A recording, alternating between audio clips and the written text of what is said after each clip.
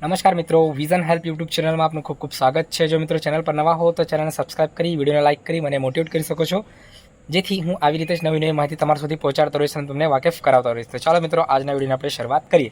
તો મિત્રો, આજના વિડીયોની અંદર આપણે ખાસ વાત કરવાના છે અત્યારે આગામી લોકસભાની જે ચૂંટણી છે એ થઈ ગઈ છે, બરાબર ને। તો લોકસભાની ચૂંટણીની અંદર જે પણ કર્મચારીઓ છે તો પોતાનો જે ડ્યુટી નિભાવી છે, બરાબર ને, એમને જે ડ્યુટી કરી છે એમના પોસ્ટ વાઇઝ, એના પોસ્ટ વાઇઝ કયા ઉમેદવારને જે છે કેટલા વેતન, એમને કેટલું વેતન આપવામાં આવશે એની વાત આજના વિડીયોની અંદર આપણે કરવાના છે। જેમાં ઘણા જ્ઞાન સહાયકો પણ જોડાયા હતા, જેમાં કાયમી શિક્ષકો હતા, તેમજ જે પણ કોન્ટ્રાક્ટ બેઝ બીજી ફિલ્ડની અંદર કાર્યરત જે ઓફિસરો હતા એમ પણ હતા, બરાબર। બેંકની અંદર કામ કરતા જે કર્મચારીઓ હતા એ પણ હતા અને બીજા ઘણા બધા ફિલ્ડની અંદરના કર્મચારીઓ છે તો આની અંદર જોડાયા હતા, બરાબર ને। તો હવે વાત કરીએ આપણે મિત્રો સૌથી પહેલાં પ્રિસાઇડિંગ ઓફિસરની, બરાબર। તો જે બી ઉમેદવાર છે એને પ્રિસાઇડિંગ ઓફિસરની જે પોસ્ટ મળી હશે, બરાબર ને, તો પ્રિસાઇડિંગ ઓફિસરની પોસ્ટ મળી હશે તો એને કેટલું વેતન આપવામાં આવશે એની વાત કરીએ તો પ્રિસાઇડિંગ ઓફિસર માનો કે એને 2 ફરજ બજાવ્યા હશે તો એક ફરજના લેખે 350, તો 2 ફરજના 700 રૂપિયા થાય છે, બરાબર। એ જ રીતે જો એમને 3 તાલીમ લીધી હશે, બરાબર, તો 3 તાલીમ, તો એક તાલીમના 350, એના હિસાબે 3 તાલીમના થાય છે 1050। એ જ રીતે 2 લંચના છે તો 150 લેખે છે તો 300 રૂપિયા, જો કુલ સરવાળો કરીએ તો 2050। તો જે પણ પ્રિસાઇડિંગ ઓફિસર તરીકે એમને કાર્ય કર્યું હશે, કામ કર્યું હશે, તો એમને મળવાપાત્ર વેતન કેટલા છે 2050 જે છે પ્રિસાઇડિંગ ઓફિસરને છે તો લોકસભાની ચૂંટણીની અંદર છે તો વેતન મળવાપાત્ર રહેશે। હવે વાત કરીએ પોલિંગ ઓફિસર 1। જે પોલિંગ ઓફિસર 1ની વાત કરીએ તો પ્રિસાઇડિંગ ઓફિસના જે અસિસ્ટન્ટ હોય છે એ હોય છે, બરાબર ને। તો પોલિંગ ઓફિસર 1ની વાત કરીએ તો એમને પણ જો 2 ફરજ નિભાવ્યા હશે તો એક ફરજના 250 લેખે, 2ના 500 રૂપિયા।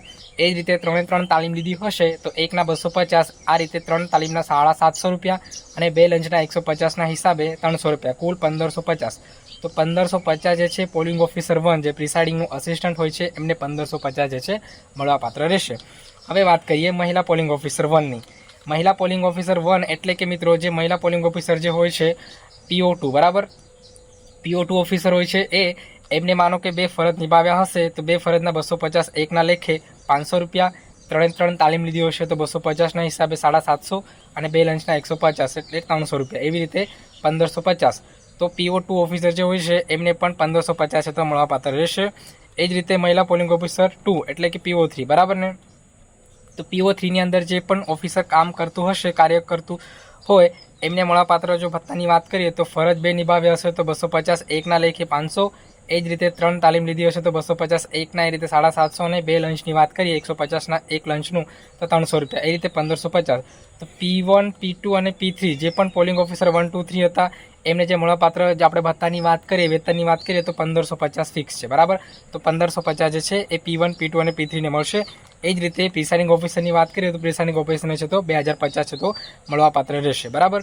એ જ રીતે વાત કરીએ પટ્ટાવાળાની। હવે જે બી ઉમેદવાર છે એમને પટ્ટાવાળાની ડ્યુટી આપી હશે એટલે કે પીઓની ડ્યુટી આપી હશે તો એમના માટે વાત કરીએ જો એમને 2 ફરજ નિભાવ્યા હશે તો 250, એકના લેખે 400 રૂપિયા, તાલીમ 1 લીધી હશે તો 150ના 150 અને 2 લંચના 150ના લેખે 300 રૂપિયા, બરાબર।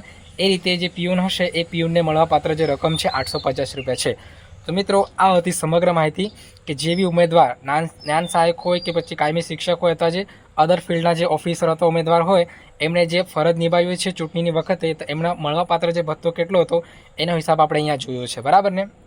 આ જે ભથ્થો છે મિત્રો એમાં થોડી વધઘટ થઈ શકે છે, બરાબર ને, આ ચોક્કસ નથી, પરંતુ જે તમને મળવાપાત્ર જે વેતન છે એ આ જ રેન્જની અંદર મળશે એટલું હું તમને ખાતરી કરીને આપું છું, બરાબર ને। તો આશા રાખું છું મિત્રો વિડીયોની અંદર આપેલી માહિતી તમને યોગ્ય અને સારી લાગી હશે। જો ચેનલ પર નવા હો તો ચેનલને સબસ્ક્રાઇબ કરી વિડીયોને લાઇક કરી મને મોટિવેટ કરી શકો છો અને તમારા જે બી મિત્રો હતા પોલિંગ ઓફિસરમાં જે એમને ફરજ નિભાવ્યો છે એમના સુધી પણ તમે માહિતી પહોંચાડી શકો છો। થેન્ક યુ મિત્રો, આભાર।